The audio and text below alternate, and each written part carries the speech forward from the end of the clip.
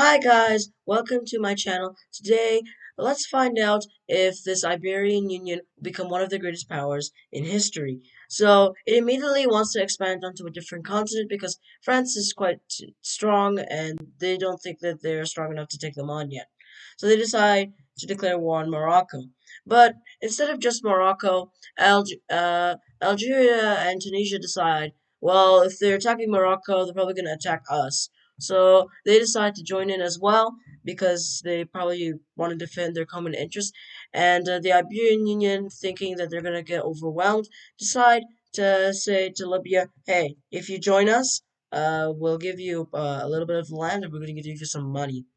So that's what happens. So a naval landing is made, and some bases from some territory in Morocco that are Spanish are used to make an offensive in Morocco, and a lot of the northern part of the country is taken. But since Spain wasn't expecting Algeria and Tunisia to join, they are able to push them out of their territory and help out Morocco a little bit and Spain isn't looking too. Not Spain. The Iberian Union isn't looking too good.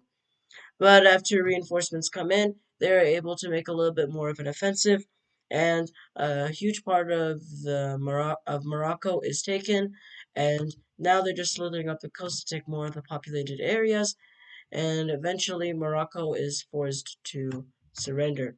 So now all that's left is Algeria and Tunisia. And Libya is able to make an offensive into Tunisia, but it knows it probably is not going to be able to take on Algeria. So Algeria, using this to their advantage, makes a little bit of a punch into Libya, and it encircles quite a bit of troops, not fully, but they're cutting off a lot of the supply lines, and they're getting dangerously close to the Libyan capital. So this is what the front lines look like, and the Iberian Union is able to make an offensive in here and uh, take over a lot of Algeria and take over even a little bit of the more populated areas on the coast. And Algeria has to move some troops back, so Libya is able to make a small counteroffensive and regain all its land back, and its offensive into Tunisia continues. And Libya and the Iberian Union decided they're going to meet up. So Libya kind of just does this, like a shortcut, and the Iberian Union just continues to travel up the coast, and it connects with Libya and surrounds a bit of Tunisia, and eventually Tunisia is forced to surrender.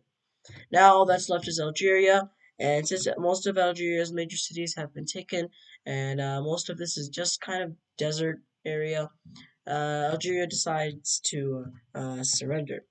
So let's look at this peace treaty. Here is the peace treaty. So Algeria and Morocco are quite split. So Morocco is fully annexed by the Iberian Union. Most of Algeria is annexed by the Iberian Union as well. But Libya gets all of Tunisia and a little bit of Algeria. So here are the borders. And Spain decides, we still don't want to take over France. We're gonna go and try to expand our continents again. And they decide, let's invade Cuba, cause why not?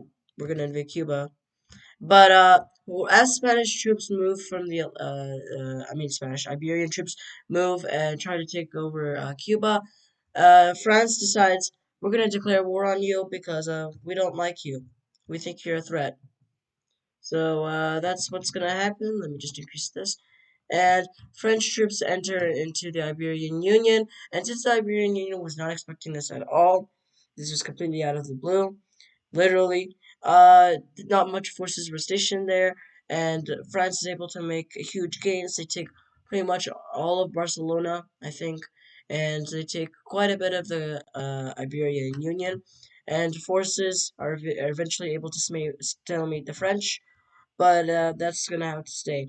And Spanish forces that were moving to Cuba stay. They just, not Spanish, Iberian forces that are moving to Cuba. Even after this, they still move to Cuba because why go back?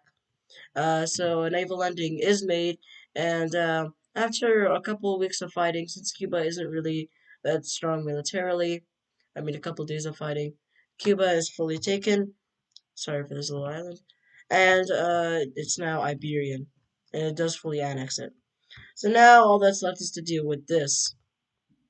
and the French are actually able to keep to hold off the line, and they even make a couple more offensives to try and take Madrid and knock Iberia out, so they can like control the entire thing.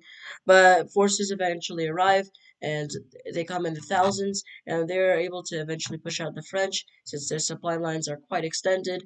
And after a couple of weeks of brutal fighting, the border is kind of reset, and now Iberian forces have kind of literally Uno reversed it, and now they're pushing it to France, and their main goal is to capture Paris. So they don't take much of the coast here, but they do take a little bit of it, at least all of the southern part, and then they make a spearhead to try and take Paris, but it is eventually stalemated.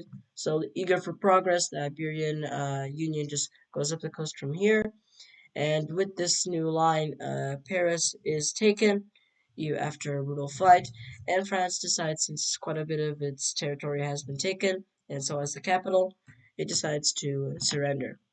So let's look at this peace treaty. Here's the peace treaty. So all of Cuba has been annexed. Whew. Sorry, I haven't zoomed into that, but all of Cuba has been annexed, and France has become a puppet state, but a bunch of its territory has also been annexed by the Iberian Union. So, hope you guys enjoyed this video. If you did, smash that like button, subscribe, and consider watching What If Central America United Today. Bye bye, have a good morning, afternoon, or evening. Bye!